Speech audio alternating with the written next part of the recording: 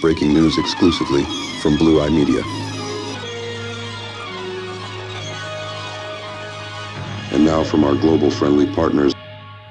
We have breaking news right now. Donald Trump, the president of the United States, has just declared war on American citizens and American cities in a speech to senior Pentagon leaders. Folks, I cannot overstate how important and serious this moment is. Today, Donald Trump addressed Pentagon senior leadership from across the globe in Quantico, Virginia.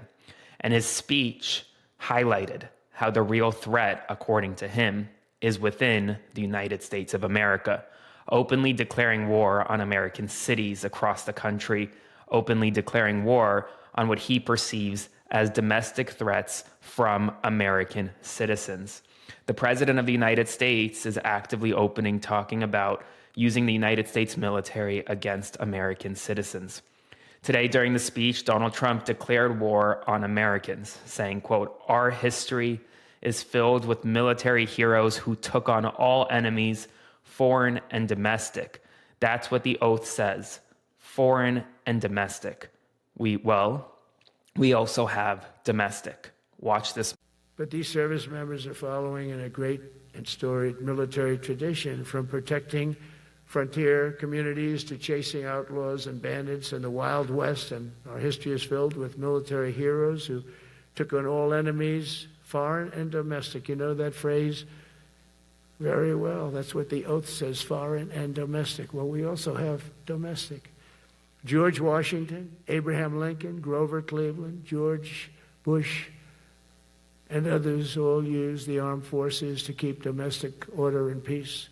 Many of our leaders used the military to keep peace. Now they like to say, oh, you're not allowed to use the military. And you know what the people say? The people in those cities where they're being raped and shot and beat up, you know what they say? We love the military. You ever see where they interview the people on the street? I've never seen somebody say they don't, unless they're radical and paid off, because a lot of these insurrectionists are paid by, whether it's Soros or other people. Donald Trump is actively highlighting how the real enemy, according to him, is within the United States of America, not abroad, not enemies like China or Russia, but rather enemies within the United States of America. And he told the generals that America is under invasion from within. We're under invasion from within. No different than a foreign enemy, but more difficult in any ways because they don't wear uniforms. At least when they're wearing a uniform, you can take them out. I want you to check this moment out. That's what it is. Only in recent decades did politicians somehow come to believe that our job is to police the far reaches of Kenya and Somalia, while America is under invasion from within. We're under invasion from within. No different than a foreign enemy, but more difficult in many ways because they don't wear uniforms. At least when they're wearing a uniform, you can take them out. These people don't have uniforms. But we are under invasion from within. We're stopping it very quickly. Now, Trump is actively talking about how people within the United States of America are the problem, not foreign enemies. And he went on to say that essentially Democrat-run cities, the ones that are run by, quote, the radical left Democrats, what they've done to San Francisco, Chicago, New York, Los Angeles, they're very unsafe places. And we're going to, quote, straighten them out one by one. And this is going to be a major part for some of the people in this room. That's a war too. It's a war from within. Watch this. The ones that are run by the radical left Democrats, what they've done to San Francisco, Chicago, New York, Los Angeles, they're very unsafe places. And we're going to straighten them out one by one. And this is going to be a major part for some of the people in this room. That's a war, too. It's a war from within. Controlling the physical territory of our border is essential to national security. He is actively talking about how there is a war within the United States of America and how the people in the room, the top military leaders, the generals, the admirals, how they're going to be the ones responsible for fighting this war. And folks, and I think what to me as a reporter, the most disturbing part of the speech, truthfully, was when he said that he told Pete Hegseth, the Secretary of Defense that he should use that some of these cities as training grounds for the United States military. He said, quote, "I told Pete we should use some of these dangerous cities as training grounds for our military because we're going into Chicago very soon." Watch this moment. Very important mission. And I told Pete we should use some of these dangerous cities as training grounds for our military, National Guard, but military, because we're going into Chicago very soon. That's a big city with an incompetent governor, stupid governor, stupid. They threw him out of his family business. He was so stupid. I know the family. He becomes governor. He's got money. Not money that he made, but he ran for governor, he won, and now he criticizes us all the time. And last week they had 11 people murdered, 44 people shot. The week before that they had 5 people murdered, 28 people shot. Every weekend they lose 5, 6. If they lose 5, they're considering it a great week. They shouldn't lose any. Trump is actively advocating for the use of the United States military on American soil.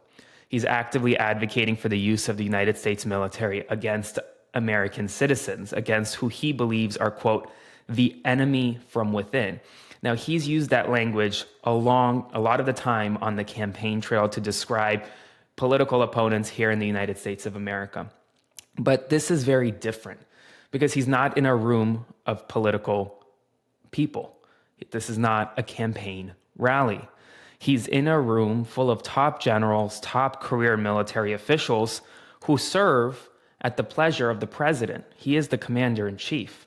But all of these military leaders swore an oath to not to Donald Trump, but rather to the United States Constitution, to the United States country, not to one man, not to one president. And so many of them are going to be faced with a critical decision in the coming days, weeks, and months. As the United States Pentagon turns to a more inner-focused, focusing on American citizens and these perceived threats that American citizens cause, rather than threats from adversaries overseas, what will these military leaders do? Will they stand up and say that no, enough is enough, that we will not be okay with this, that we will not comply? Or will they just roll over and will they comply? And will the United States military be used against American citizens for how long and where?